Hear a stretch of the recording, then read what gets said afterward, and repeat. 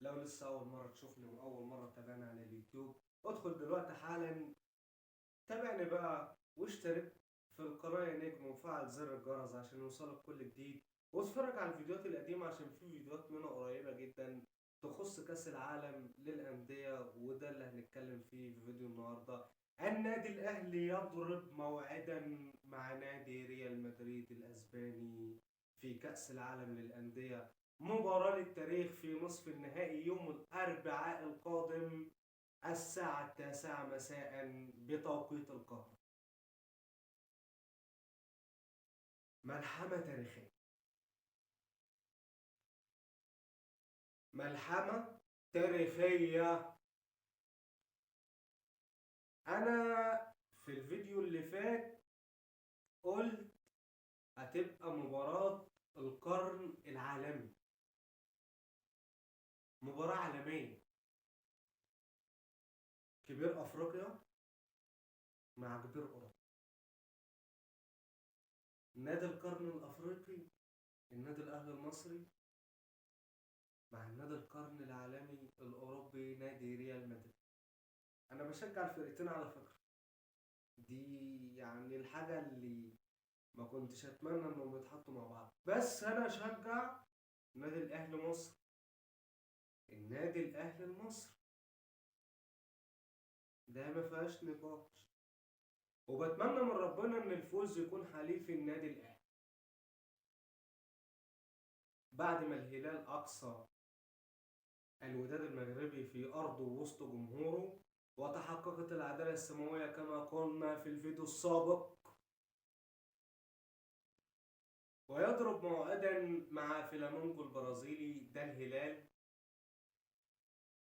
وبتمنى ان الهلال يقدر يفوز على فلامينجو ويوصل للنهائي، والنادي الاهلي يفوز على ريال مدريد الاسباني ويوصل للنهائي، ويبقى مونديال كاس عالم للانديه بالنكهه العربيه، مونديال كاس عالم للانديه بالنكهه العربيه. يا رب يا رب يا رب ده اللي يحصل. نادي ريال مدريد والنادي الاهلي، تاريخ التاسيس: نادي الاهلي 1907، نادي ريال مدريد 1902، يعني ده قبل ده ب5 سنين، يعني السنين متقاربة والإنشاء متقارب والخطوط متقاربة من بعضها، وإحنا ملوك زي بعض يا عم الملك الأسباني، إحنا الملك برضه الأفريقي المصري. ده تاريخ الإنشاء. الرئيس الحالي لكل نادي: ريال مدريد فيلورنتينو بيريز، اللي مسك من سنة 2000 ل 2006 وبعد كده قدم استقالة، وبعد كده رشح نفسه تاني في 2009 ومستمر من ساعتها لحد الآن. في الناحية التانية النادي الأهلي: كابتن محمود الخطيب، اللي تولى رئاسة النادي الأهلي من 2007، تولى رئاسة النادي الأهلي من سنة 2017.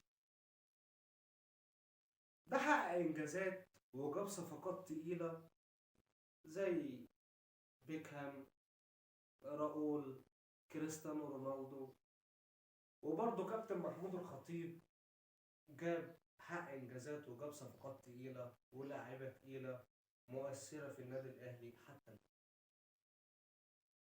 نادي ريال مدريد عنده 35 دوري، نادي الاهلي عنده 42 دوري. نادي ريال مدريد عنده 14 دوري ابطال اوروبا، نادي الاهلي عنده 10 دوري ابطال اوروبا. نادي الاهلي عنده 8 سوبر افريقيا. نادي ريال مدريد عنده 5 سوبر اوروبا. نادي ريال مدريد شارك في كأس العالم للأندية 5 مرات، ودي المرة السادسة اللي هيشارك فيها. النادي الأهلي متخطي بالمشاركة ال8 مرات. نادي ريال مدريد حقق بطولة كأس العالم للأندية 4 مرات من أصل 5 مشاركات، والمشاركة الخامسة فضية. مركز تاني. النادي الأهلي عنده 3 ميداليات برونز في كأس العالم للأندية من 8 مشاركة. نادي ريال مدريد عدد مرات الفوز في كأس العالم للأندية 10 مباريات.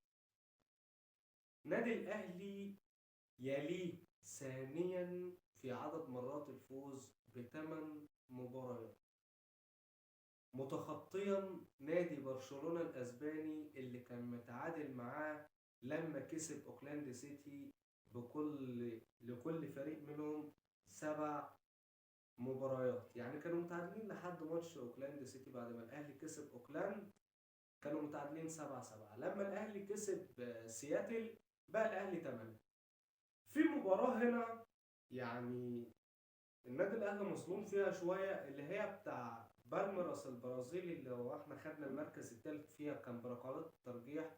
المباراه دي كان المفروض رقم 9، بس بما ان المباريات واللوائح والاجندات الدوليه والمباريات وكده، اجنده المباريات فبتقول لك اللوائح دي ان المباراه اللي بتبقى في كؤوس وفي بطولات كؤوس وبتنتهي بالتعادل وبتوصل لركلات الترجيح بتتحسب تعادل. ايا كان مين الفرقه اللي كسبانه هي بتتحسب انها انتهت تعادل. فلو اتحسبت مباراه بالميراس البرازيلي وقتها كان بقى 9. ولو يعني ان شاء الله ربنا يكرمنا قدام ريال مدريد كنا هنبقى 10 وكنا نتعادل معاه.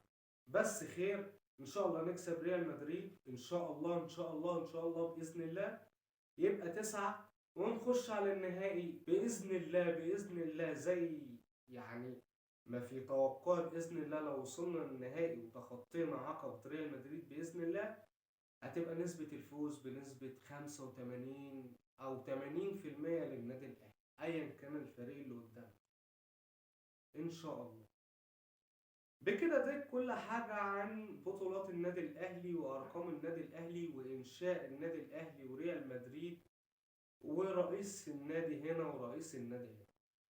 اللعيبة دول 11 لعيب، انت كمشجع اهلاوي عارفهم، واتوقع لك التشكيلة هي بتاع اول مباراة قدام اوكلاند سيتي هو اللي هيبدأ بيها قدام ريال مدريد. يعني المباراة في فيديو توقعي كده لتشكيلة المباراة قدام اوكلاند سيتي هو هيبقى توقعي برضه لمباراة ريال مدريد بإذن الله، اللي هو معلول هاني الشناوي معلول هاني عبد المنعم متولي سولية ديانج فتحي احمد عبد القادر حسين الشحات محمد شيخ. باذن الله هو ده يبقى التشكيل قدام ريال مدريد. خطورة ريال مدريد خطورة ريال مدريد الاسباني بطل اوروبا انا شايفها من وجهة نظر. بيقولوا ان كريم بنزيما مصاب ومش هيقدر يجي مع البعثة اللي مشاركة في كأس العالم للأندية، والحمد لله ادي يعني واحد يعني ما كنتش مقلق منه. هو لاعب زي اي لاعب بس بيخلص من نص فرصة. كريم بنزيما بيخلص من نص فرصة الحكومة. كريم بنزيما بيخلص. عندك لوكا مودريتش فينيسيوس وعندك توني كروز وعندك كارفاخال وعندك لعيبة وعناصر مميزة كتير جدا جدا جدا في ريال مدريد. وعندهم حارس عملاق اسمه تيبو كورتو، عملاق اخطبوط فعلا، تصديات رهيبة بسم الله ما شاء الله. يعني حارس كما يجب أن يكون. كل الحراس في العالم بتتفرج عليه وبتتفرج على أدائه ونفسهم يبقى زيه. نفسهم يعني الحراس دي يبقوا زي تيبو كورتو. بتمنى التوفيق إن شاء الله للنادي الأهلي قدام ريال مدريد الأسباني، وربنا يكرمنا ونوصل للنهائي واشوفكم على خير يا احلى ناس متابعين على اليوتيوب. والسلام عليكم ورحمة الله وبركاته.